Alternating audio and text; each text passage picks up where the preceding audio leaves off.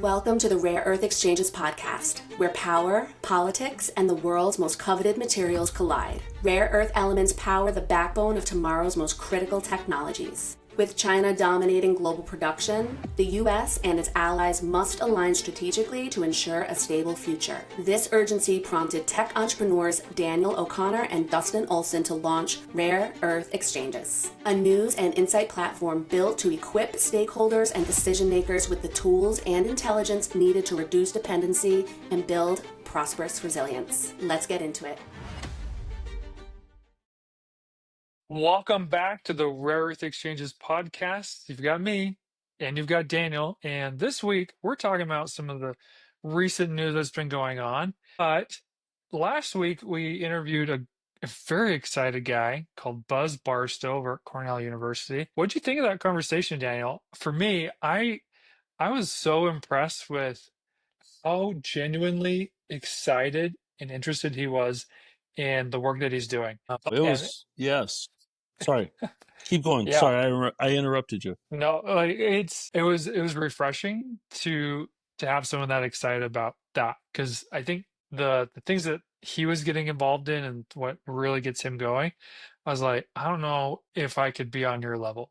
But I'm so glad we have people like him in this world that are, because the work he's doing will probably truly transform the rare earth mining process. And I thought that was super neat. So what did you think? I was really impressed. He's just really fired up and excited about life and what he does in his work. And, he's very interesting, and you could keep talking for hours. In this episode, we spoke with him again. He's a Cornell University professor from England originally. He has a lot of biology and physics background, and he's looking at using sort of microbial methods to separate rare earths. So, more organic, clean efforts, including what they call organisms like gluconobacter, which improve the extraction efficiency while addressing environmental concerns. And so, this is where we need to go, Dustin. I mean, the way we're going to transcend the Chinese dependence to some extent is going to be innovation in recycling non-rare earth magnets. So there's classes of activity that are going to, over the next years, lead to a disruptive innovation. And this, I think he could be on the track for one of them. We can't be sure, but he seems pretty positive. And so, yeah, I thought it was great. I hope people can go and check it out on YouTube. The Intersection of Biology and Mining, guest Buz Barstow. Yep. Yeah. If any of that sounds interesting, we encourage you to go back to episode 20 and take a look at that conversation. It's on YouTube. It's also streaming on all of the popular podcast apps as well. And with that, I'm going to do a shameless plug. If you like this episode, give us a like. If you don't want to miss a future episode, subscribe. And with that, Daniel, what stood out to you in the news this last week? Well, there's a lot going on, obviously, right? And geopolitically, it's all over the place. But, we had the trade talks that happened in London, were touted by the news over here in the United States as a big success. We have a deal. President Trump declared we have a deal. And what we've learned is we did have a deal to agree on a framework to keep talking, but we don't necessarily have a deal. There's still power clauses that they have over us where I think they could withdraw our ability to access any rare earths or specific rare earth elements, especially those with any military use case or dual use case. We did have some real troubles. Some automobile plants were on the verge of shutting down. In fact, one Ford production line in Chicago did shut down because of this rare earth export control, which is a reaction to the trade war launched by our President Trump on Liberation Day. You remember Liberation Day, where we were going to be liberated from the rest of the world. Well, we're fighting for it. We're fighting for our liberty. We're going to get there. So, what we learned is that when China withheld, or what they didn't withhold, Dustin, what they did was created more process in the export permitting process where, people had to go through and fill out more paperwork and share more about what they were using the products for. their supply chain, a lot of intellectual property, frankly. People were very concerned about it that we spoke to. And they were not releasing exports to military. And I believe that's still the case. I still believe it's a problem. Our inside sources are telling us it's not good. There's going to be more trouble. We'll have to see. But it was so even with this deal in place discussed in London, I think we're in a very precarious position. It's, I mean, a framework to keep talking. I think that's good. It's probably a win. It's rather than just being having the door shut on our face and be like, nice talking to you. So it's good that there's still opportunity to keep going. Yeah. But yeah, my news feed was blown up with the automotive industry shutting down because of not being able to secure rare earths for their product. And we've been talking about that for since last year when we started this. Like it doesn't feel like a problem now, but once it hits downstream, everyone's going to feel it. And the automotive industry, to no surprise, is the first one to feel it. So it's a big deal. Well, I just don't think the magnitude is fully realized yet. it's a big deal. And don't forget that we've been told by insiders that the defense contractors, like I won't say names, but big defense contractors, they have a harder problem than the automakers. The automakers are more dialed in with process and procedure, and they're just a little bit more efficient. For whatever reason, the defense contractors are really vulnerable. We've been told. We can't be certain. These are national security issues, so you really can't talk about them publicly. But, there's definitely some concern. Now, before we get into any other news, we have heard from some other insiders in Australia that Prime Minister of Australia, Anthony Albanese, is it? I think it's Albanese. He is in discussions with Trump's folks, Americans, about doing a large deal where the American government will get unprecedented access to the various rare earth element production mines and some of the production in Australia, and that there would be potentially England involved. We'll see if it actually happens, but this is what we're hearing. There's some pretty big rumblings. Yeah, I did not see a deal or conversation like that happening. Yeah, I mean it's surprising, but I think maybe President Trump's folks have been watching or reading rare earth exchanges. But we've been predicting that as well. Yeah, So yeah. I don't think. Well, and remember, we've been saying that Trump it would be good for him to go and do a deal with a couple different countries like England. Do you remember why England, Canada, and Australia are important? Remember, from a financing deal perspective, the financial capital and rare earths are overlaid in three cities: London, Toronto, and so these are places where there's more skill and knowledge as to how to do deals in the rare earth element market. So I think it makes sense that if Donald Trump is in discussions with Australia, that would make sense. So let's hope that there's proactive alliances being put together. Yes, let's hope, because we're seeing more and more, like we've been talking about, but now we're seeing just the dependency that we have, and also we're seeing China leverage that control over not only the US but others, but specifically the US.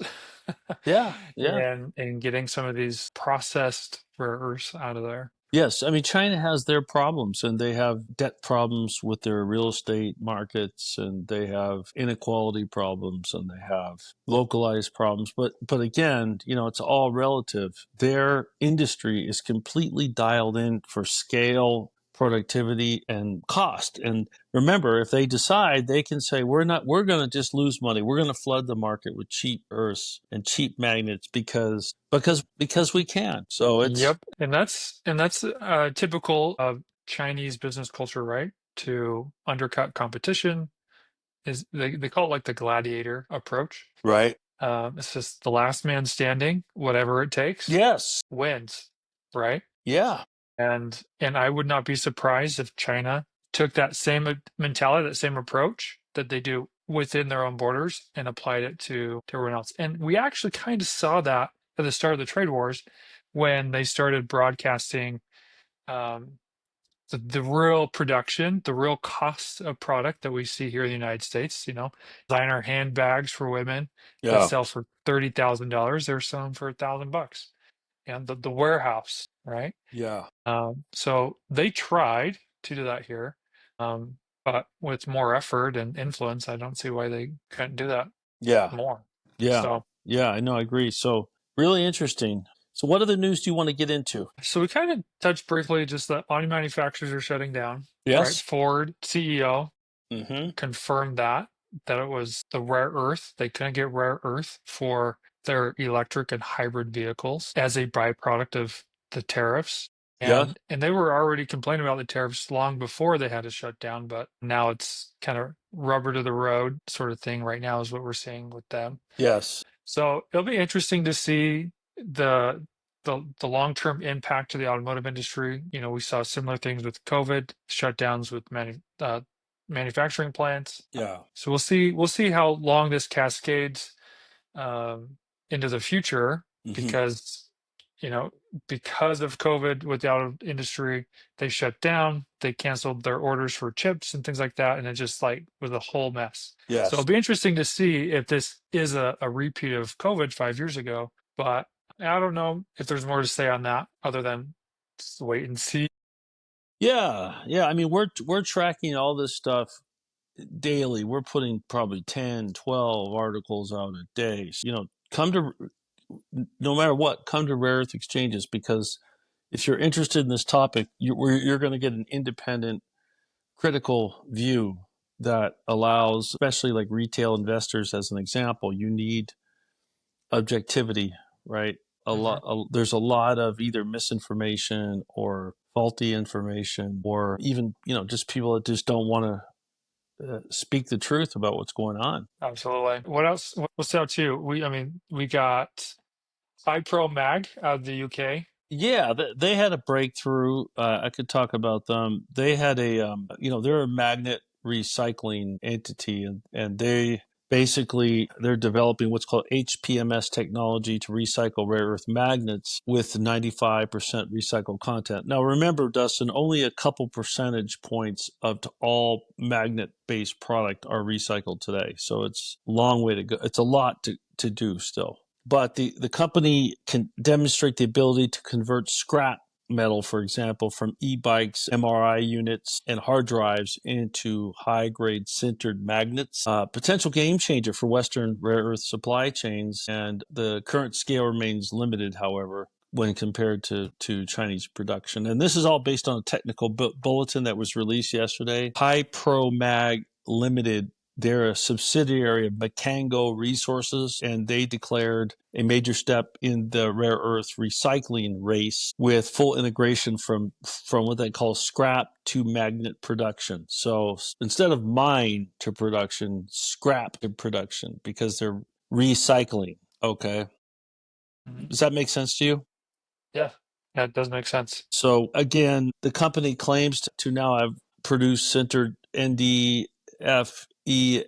magnets with over 95% recycled content. So they're making some claims, but now we have to see this manifest in the market. Can they scale up? Can they produce? Can they deliver high quality at a lower price? In China, they're doing that. Their magnet industry is, very. Yeah, it'll be interesting. And we've talked about the struggles with recycling of the amount of rare earths found in any given product is so small. You have to disassemble whatever the scrap is, that whatever you're recycling, Yeah. to even get to it. And if it's the same product like an iPhone, right? They've got robots that disassemble certain iPhones because it's standard, right? Yeah. The robot knows exactly where everything is and can like do it in a second. Yes.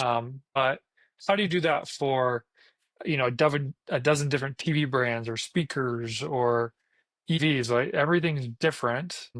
So it makes sense that recycling is such a low volume in Yes. the supply chain. Yes. But if they can figure it out, faster way to extract some of that, regardless of what it is, then I call that a win. 100%. And again, we need to get magnet production over here. And most of it is in China. Next would be Japan, but way lower. So it's China essentially has a monopoly on that today, and it's not easy to break. No, and it'll be expensive to break.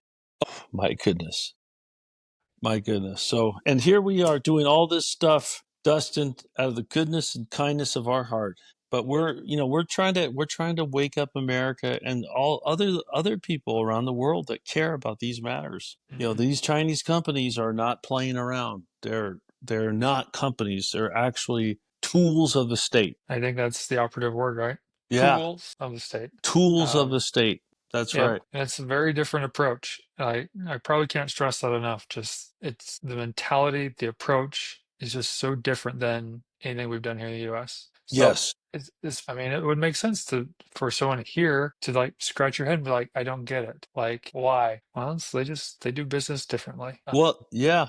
No, it's a good point, but we need to learn because Mhm. we can't afford to be dependent for another 10 years. Nope. But that's what's going to take, though, right? It's It going to is. take 10 years to even just create a plan, a path, an Well, alternate. it could be done faster than that. I mean, you can do a sort of a rolling agile program where you're rapidly developing chunks of work, chunks of product. There's things that you could do uh, faster than 10 years, but it would still, by the time everything is ramped up and you're on par with China, it's probably 10 years away. You're right. That's a long time. That's a long time. Just importantly, remember, in our society, it's all about the election. So now we're heading to midterms. Then Trump has to be ready for his third administration. That's a joke. Whatever he's going to do. But again, in China, and that creates a lot of turmoil. In China, it's just you have Xi Jinping.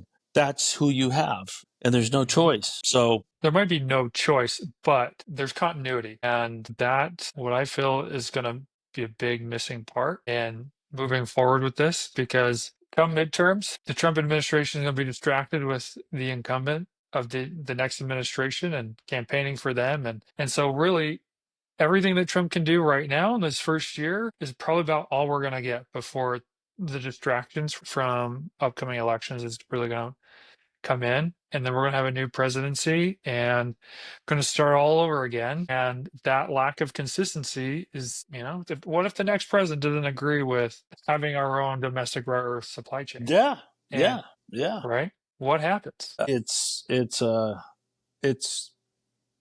a serious issue because of the crunch that's coming. And again, if you're not close to it, people are like, "Ah, so what?" But it's real, and it will impact everybody. And we're starting to see it, right? Starting to see it. 100%. So 100%. So some other news just to keep going that we can talk about. We spoke about HiProMag, and they're again putting together this magnet mine in the UK. Also, again, we did another profile of China's dominance over rare earth magnet production. I mean, they're just a behemoth, vertically integrated partnerships. They're miles ahead of us. If this was a race, we would just be leaving, the start, and they're halfway through, and we're going to sprint and try to catch them. hopefully it's a story of the tortoise and the hare, right? Slow and steady wins the race. Hopefully that's the tell we get to tell. I hope so. But yeah, so to that point, some interesting stats that came out of that article, right? Produces approximately 240,000 tons of rare earth permanent magnets, and that was just in 2023, which represents 85 to 90% of all global supply. Wow. So Wow. that's huge Yeah. to that amount being produced for the entire world. Yeah. And we've said it before, but maybe we'll just reiterate again, right? Rare earth magnets, permanent magnets, what are they used for and why are they so crucial? They go in our defense systems, like military applications for our F-35 fighter jets, Yes. advanced missile technologies, Yep. and at the consumer level, your electric vehicle motors. Yes. 100%. I mean, Right. it's another piece of news I want to talk about. I want to give kudos out to MP Materials. I mean, there's always a little propaganda in news, and this was a company report, but MP Materials is starting to produce SCG plus, or what is a high value rare earths. Remember, only about 99% of all heavy rare earths are processed in China. So that's Because we don't have the capabilities yet. yes. So yeah, so MP Materials just came up with a way to kind of maybe work that process and start developing heavy rare earths. I mean, there's work to do, but it's a start, so that's good. Because again, you need to be able to have multiple sites in the United States and North America, and with allies that are producing these items for sale for the market. That's awesome. And sorry, go ahead, Dustin. I was say, let's, for those who are unfamiliar with that, what is SEG plus? It's a it is a heavy metal rare earth. That's kind of the actual acronym. I'm not sure, but we were involved with the article, and it's definitely it's a rare earth element, but I'm not sure exactly what it stands for. Yeah. So it's a high value feedstock consisting of concentrated form of heavy rare earth elements, specifically samarium, europium, gadolinium, terbium, and dysprosium. Yeah. So that's the SE. So it's using the periodic table signifier, Mhm. the names there. So Mhm. that's the SEG, and then the plus is the others that are into it. Um, so yeah, it's a concentrate of multiple rare earths. Right.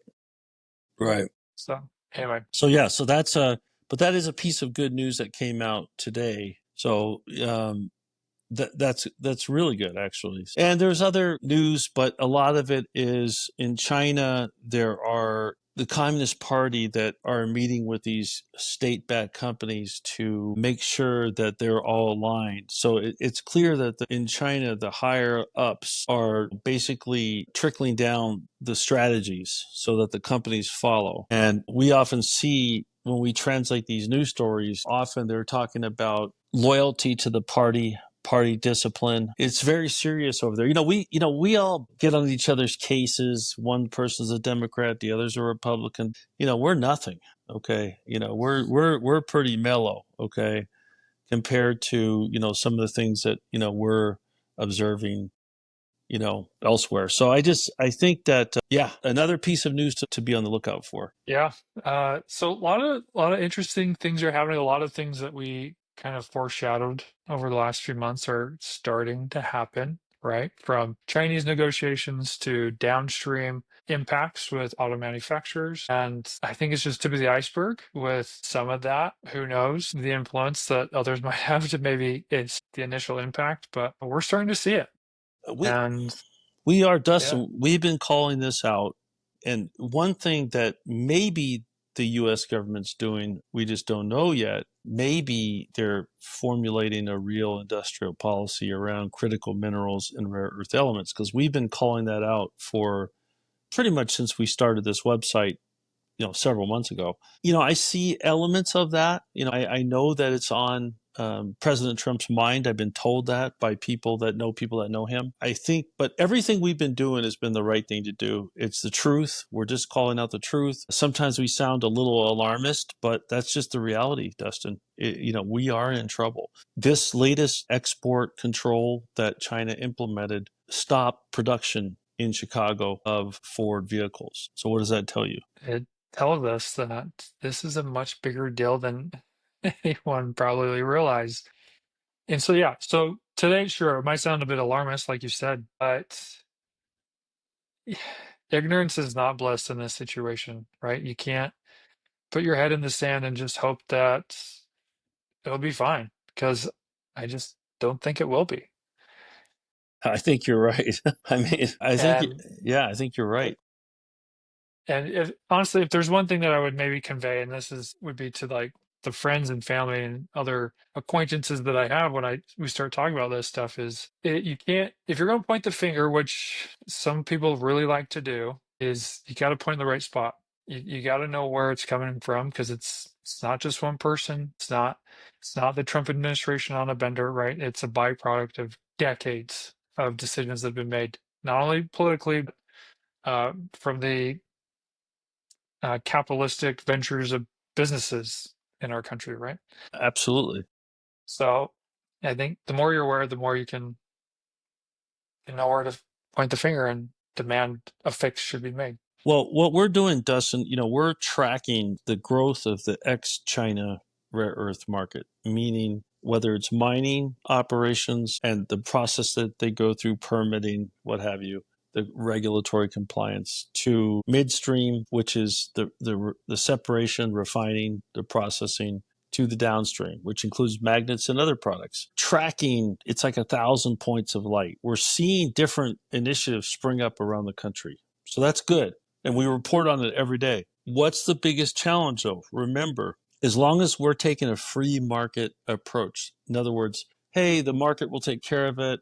We'll give a few grants out from the government and, maybe we'll have some support, but no real industrial policy, no real subsidies, no real joint offtake agreements. The problem with that is that China is going to play us like a piano. They're going to get all those mines up and running, and then they're going to flood the market. They've done this before with cheap product and basically wipe all those folks out. Yeah, I like their prediction, but I'm just gonna be a little snarky and say, let's hope they're learning to play the piano and do like a crummy job of playing chopsticks instead of a great Mozart piece or something. I think we need to be very mindful that it's going to take more than what we're doing today. Would you agree with that? Oh yeah, it's gonna take more. I think with the general citizen waking up to parts of their lives that are being impacted by this, so downstream. Uh, I think we'll start to see more involvement, more support, more interest, which will hopefully accelerate uh, all the efforts that are going on. Like interviews like we had with Buz Barstow last week. His efforts, like maybe it'll happen faster because of what's going on. But so that's the hope. But until then, here we are. We'll just keep podcasting. We'll keep podcasting, my friends. So, anything else we need to cover for today? Nope. I think that's it. I think we can wrap that up and call it a winner. I so with that, next week we're gonna have a podcast interview with Ian Murphy. So be sure to tune in next week to hear that conversation. And yes, again, like and subscribe to the podcast so you don't miss anything. Definitely. Cool. We'll see you next week, Daniel. Thanks, Dustin. See you soon.